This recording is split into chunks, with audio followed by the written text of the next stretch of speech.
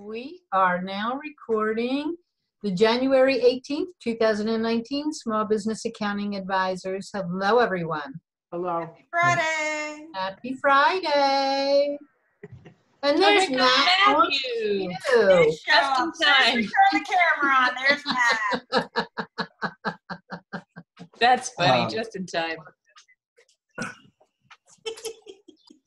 Hey, Matt. Green screen. Oh, okay. So he doesn't have his little vendor sync. Hi, guys. I'll be just one more second. I'm actually talking with Satish with Analytics, a good friend of mine. So I just didn't want to be too late. So I wanted to say hi, and I'll be right back, okay? Okay. Okay. We are recording, just so you know. That takes care of that. Okay. Bye, Matt. We'll see you when you come back. Let's start with you, Linda. Linda Russell. We'll talk about your new project, possibly. Right, but I'm still in the process of scanning in without the name of the company, although the company gave me permission to do it on the show, so. And what you are looking to do is customize an invoice in QuickBooks Desktop. But it has, I'm sorry, You can't do this. I was prepared before people told me that I had to do this. And now I'm in the process of scanning it into the other computer. Okay, we'll move on. We'll come back to you. We'll come back to you. Something else. Thank you. I appreciate that. No problem. Sorry, didn't mean to. And we'll go to Sarah. Sarah, Okay. you have a 1099 INT problem. Oh. I'm pretty up on 1099.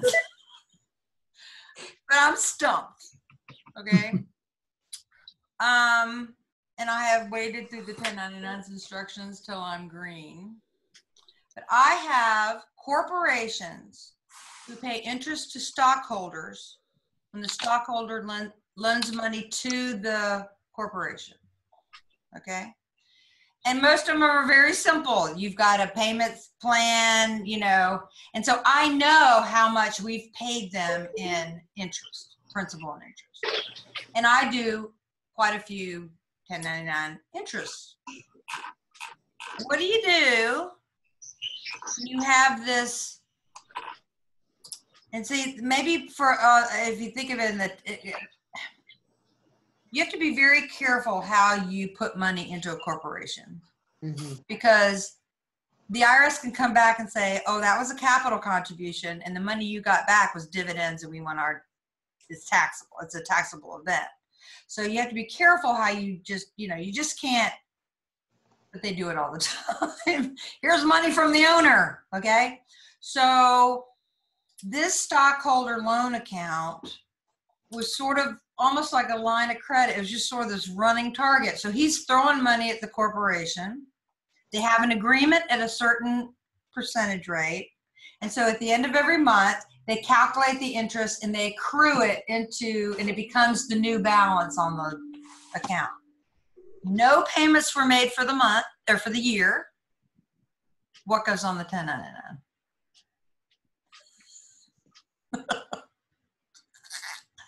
Is it earned? So Dennis, if you look at how that person would do their tax return personally, what would you expect on their 1099? That they weren't paid? It's just accrued on the books? Yeah. But see, there's imputed. So I was reading all the stuff about if you have a under market loan, like you say, first of all, if it's over 10,000 and they're actually paying less than the going Fed rate or whatever, they can impute it. And imputed does go on the 1099. Are they doing the books on cash or accrual? Well, that's the other thing is. Because when I think of imputed interest, I'm thinking of accrual, not cash. The what's on? I said when I think of imputed interest, I'm thinking of accrual type of accounting, not cash. Yeah. I mean, most tax returns are done Which on side the of the table are we on? Are we on the corporate side or the stockholder side? So. But wouldn't it? I mean, I I'm totally new to this. I'm just brainstorming with y'all. Yeah. I'm not new to 1099s, but at this intricate level, wouldn't it be when the person actually, I mean, he will eventually, right now it's accrued interest. He'll eventually get paid that money, whether it's next year, 5 years, when he actually gets paid it in the year that he actually receives it. Isn't that when you get to 1099? That's what we were thinking. It would be when he gets paid. Well, what if they just start paying him on account, $1,000? There's no schedule. But when you do pay him, when you pay him, wouldn't you have the principal and interest breakdown? Mm-mm. No, not necessarily. No, because see, the payable, the payable to the stockholder, that account, it's like a line. It's just getting bigger and bigger and bigger. It's a mixture of earned income and loan. Right, because that's interesting. Because you're right, he's earning it, but he's not. He gets paid 5,000. It's just random. It sounds like it's random, and then the interest is being charged. I said interest is being charged on interest. Yes. The interest is added. It becomes the new principal. Right. Next month. It's compounding. Compound. Yeah. And I'm like, I don't know what to tell the woman. That's a great question. If it was me, I would accrue that interest every single month. And they are. Unpaid accrued interest. And then every time they went to pay him, I would zero out that accrued interest amount. But they're saying that they actually accrue it and then it becomes part of the principal.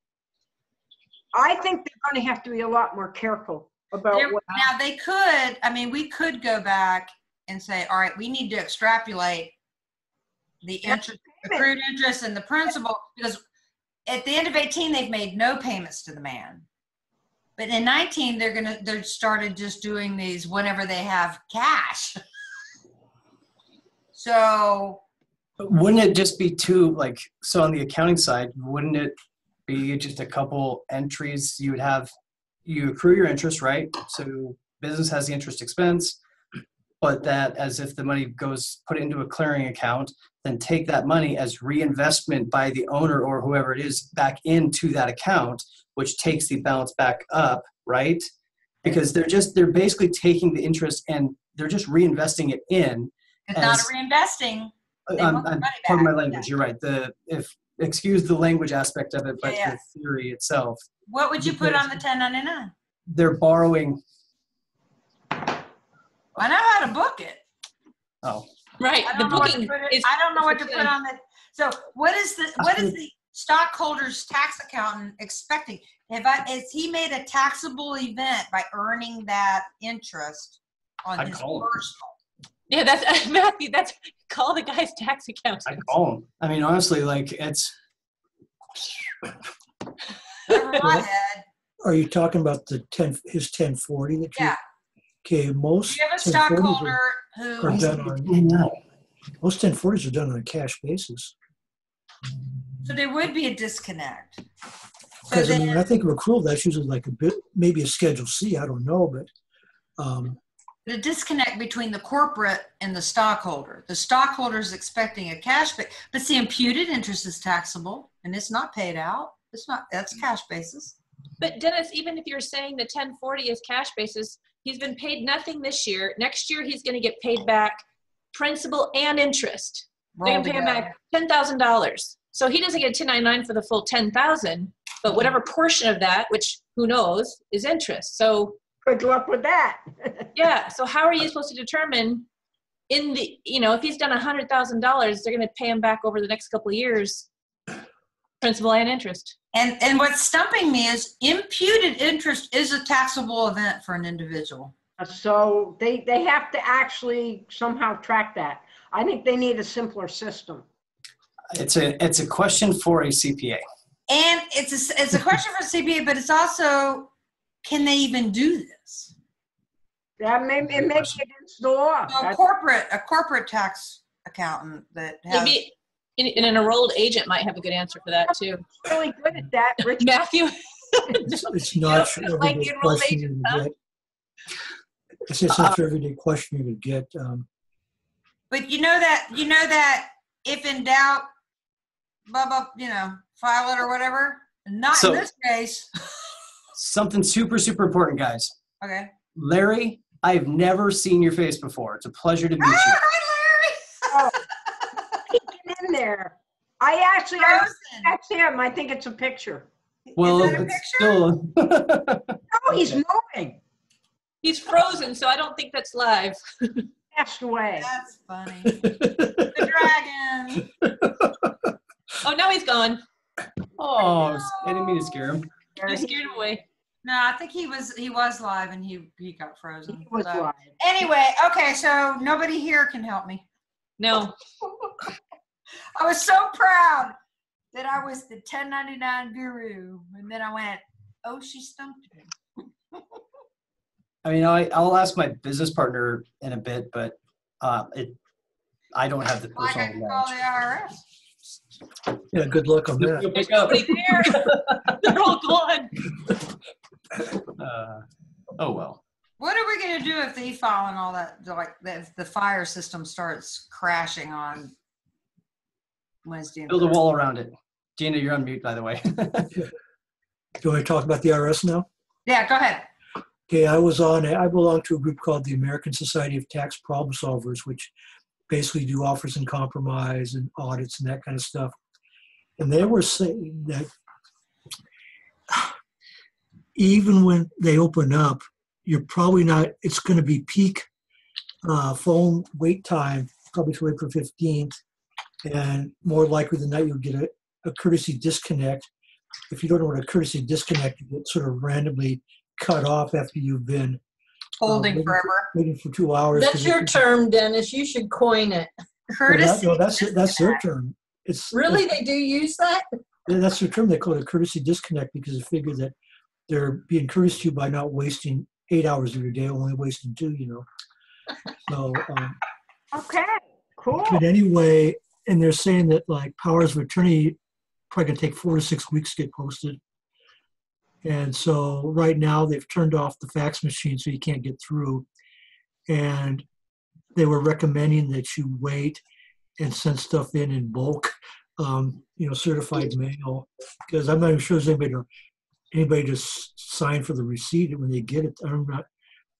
And another interesting thing is that, I was thinking about it, if they're having people working for the IRS that aren't getting paid, I mean, it might be awfully tempting to They don't care. release some confidential information about individuals, just sort of accidentally, like tax returns and that kind of thing.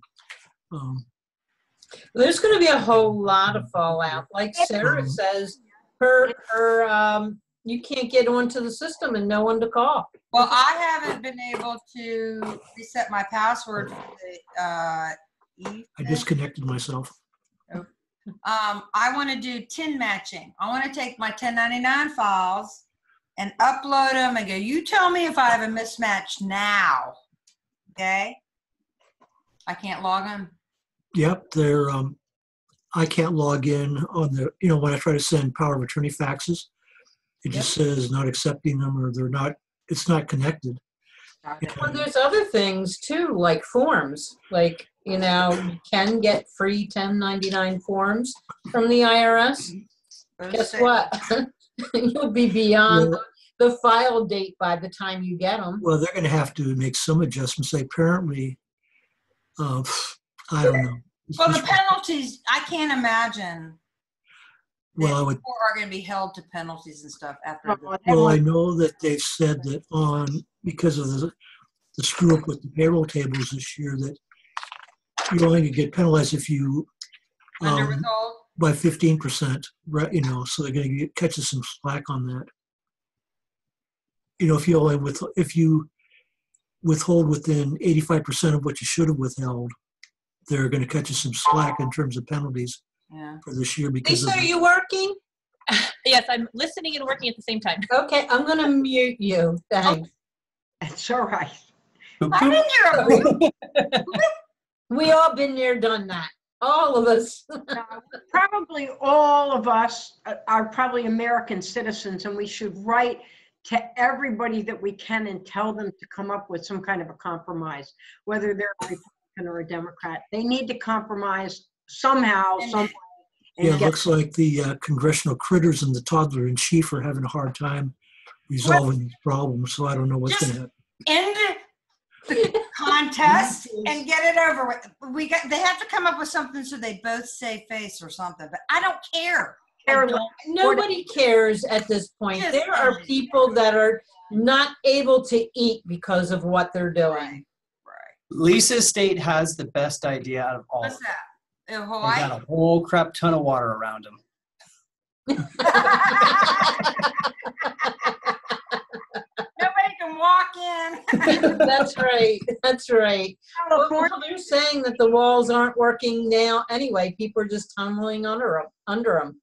Well, Get higher ladders. that's not true. I don't understand. Way. The walls Some of it, yes. Some of it, no. The state of California is paying unemployment to the federal workers who are working but not getting paid. That was announced today. Good. plus the back pay? They're getting unemployment now, even though they're required to go. It started today, Yeah. okay? And the federal government has told the state not to do that, but the state is going to do, But they California get back pay. Oh, what? They're just making it worse and worse and So worse. what happens? Do you have to get the money back when they get their money, when they get their back pay? an idiot. Probably not.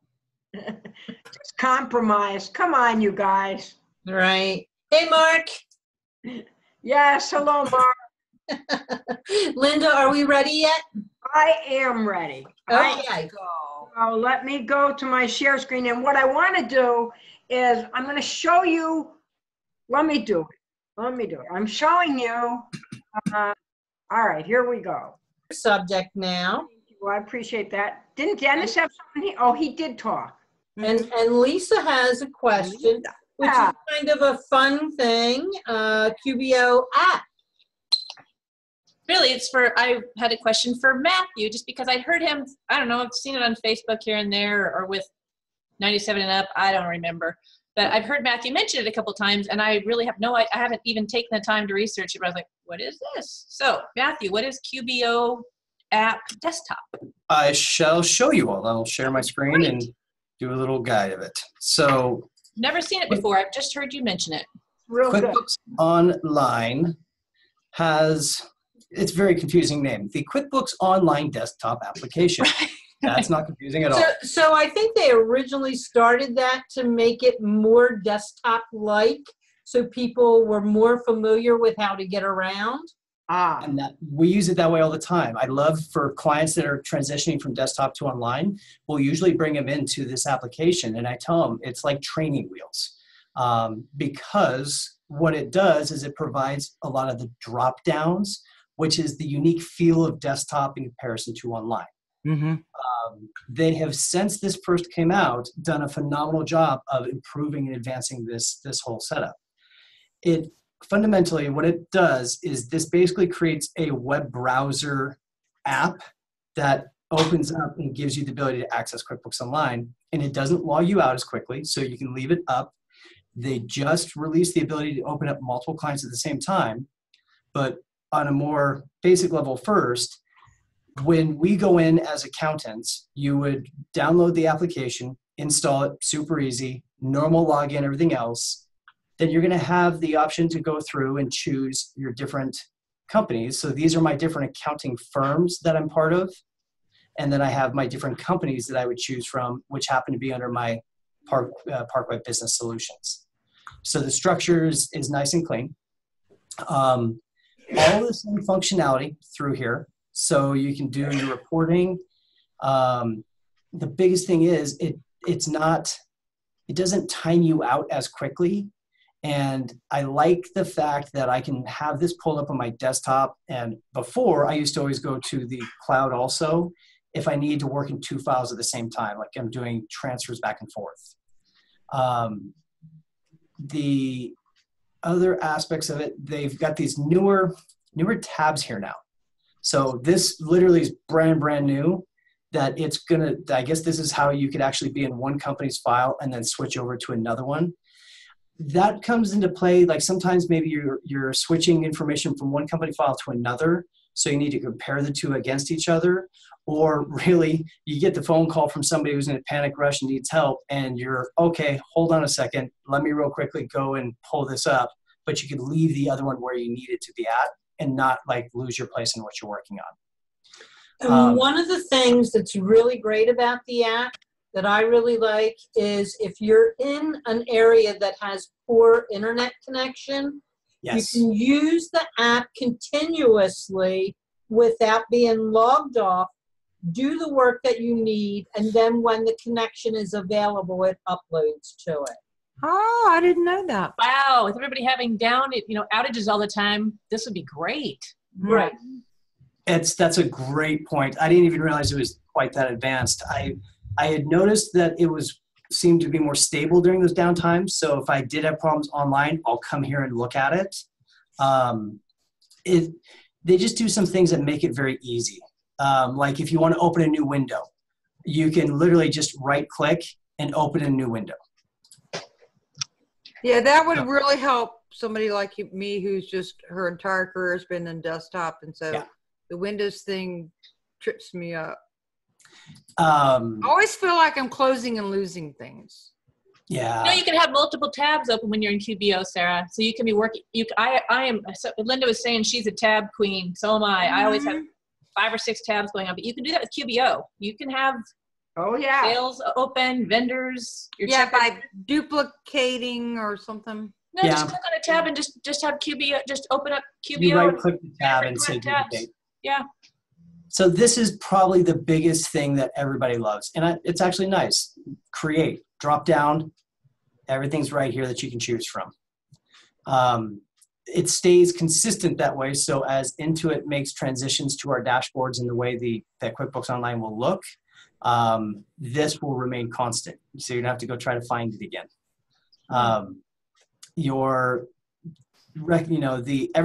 Basically everything that's in here, we know it as back here, or I should say actually with the gear icon, right? Inside QuickBooks Online. So they've added this extra navigation capability to it all. That's nice. I had no idea they did that. That's wonderful. It does look like desktop. I think it's easier to find stuff with that toolbar than the gear icon. My God, yes. Yes. So it's a front end. It's like a front end, but it also like pulls down information, lets you work locally, and you're not in the cloud necessarily. So it's like downloaded to your desktop for long enough while you're working with it, and then it goes back up like QBox? I'm not exactly sure how the caching of it would work. It is still actually linked. So if you were to go to your task manager and you pull up and see like what processes are running in the background, you'll see them actually working in here, okay? Got it. As a Google Chrome type thing. So because of that, it still works. It is still feeding. It's like a live stream that you've got that buffer time. I think that's probably a good way to describe it. Instead of getting choppy video, it builds in a buffer to make sure that you just get a more fluid experience. Yeah, that's what I'm thinking. How do we get that? You can actually Google QuickBooks Online Desktop application, or this is the easiest way I know. I have a secondary website that I created a long time ago, venture@quickbooks.com, that I have a download the app, and you can do it from right there. And Linda put it in the chat earlier today. Okay, good. I think that you can actually, there's a link when you log on to online, like at your sign-in screen, that there's a link for this app to download it. Perfect. So, and again, Linda put it in the chat box. Perfect. Hi, Linda. Linda, you're back. What happened to your dinner? Maybe she's on at dinner. She may be in the car. Who knows? Has Linda told you that, I'm in the car. Her cooking is so appreciated that every time she cooks, the fire department always comes? I can hear you. You do know I can hear you, right? Matthew, you're mean. She's the one that told me that, actually. So don't talk about me when I'm not there. Well, you're here. Now I am, right? So yeah, Lisa, it's a really cool app, and it really I will use it occasionally. I still tend to like online. But I definitely tell our clients about it because it's a great stepping stone for them to start to get more comfortable with how to use it. Yes. Nice. It's something to explore. Yeah. I used it a lot more in the beginning. I haven't looked at it really well lately. I'm going to re-look at it. How about the phone app? Are you guys paying attention to the phone app also? Not at all. Like the old Intuit online payroll for accountants. Yeah. It's so easier to do payroll on the phone app than it is on the normal like app. I wouldn't do I don't know. payroll on a phone. I can't see, number one. And I just don't think that any of the phone apps have all the controls that you can do. And that, I get frustrated with that. You know what another bookkeeper just told me recently that I'd heard for the first time is that Square has full service payroll for $40 a month. Yeah. I'm hearing that too. And she says it's great. All she does is put in the hours and they do everything. They pay your state, your 941s, they do it all. She literally puts in the hours. It's the way she explained it to me. I haven't looked into it. But Square Payroll, they do it. They do it all. They do 1099s also, right? Because they purchased the company's payables, I think is what it was called 2 years ago. Square bought them to add better 1099 functionality inside Square. Yeah, but if you're running through credit cards, you don't need 1099s. Says the 1099 queen.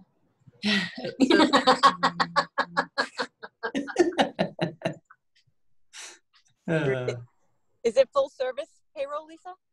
Yeah, that's what she said. She said she literally types in the hours that the employees worked and they do everything. They pay the employees, they pay all the monthly payroll taxes. Well, that's all a service, an online service does, is you're renting their software. Yeah, well, I mean, I don't use the QuickBooks payroll, but I looked at the prices the other day and I forget, but I remember thinking, full service, yeah, it's getting pricey. Mm-hmm. Very And so much. for $40 a month, I was like, that's a pretty good deal. That's cheap, yeah. But does it interface with your accounting, or are you spending hopping through hoops trying to get it No, I think she said it does integrate. Well, there's the trick. Wow. Because that gives us something else to look like other than Gusto and Yeah, I haven't looked into it. I try to stay away from payroll. I'd really rather Seth is on that bandwagon too. He's like, send them to ADP or wherever. I'm kind of shying away from payroll too. But if you have some clients that are interested, I haven't looked into it. I just heard about it a few days ago actually. So take a look. It's on the radar. I'm on their page right now. Okay. I think I did the right one, right? That looks right. Okay. Wow. Wow. So starting $34 a month. Full service. Yeah. Nice. Let's see about Imports time cards from where? Apparently the $34 doesn't afford that page. And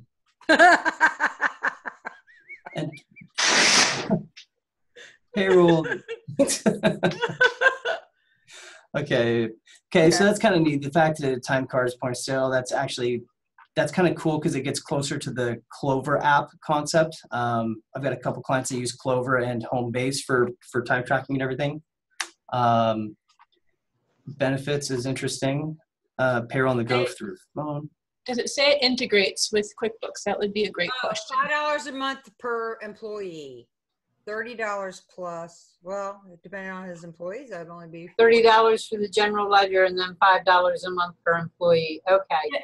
I thought it was less than per employee, but I could be wrong. What did I look at the other day? I'll definitely look into it and report back to you guys for sure. Cool. That sounds great.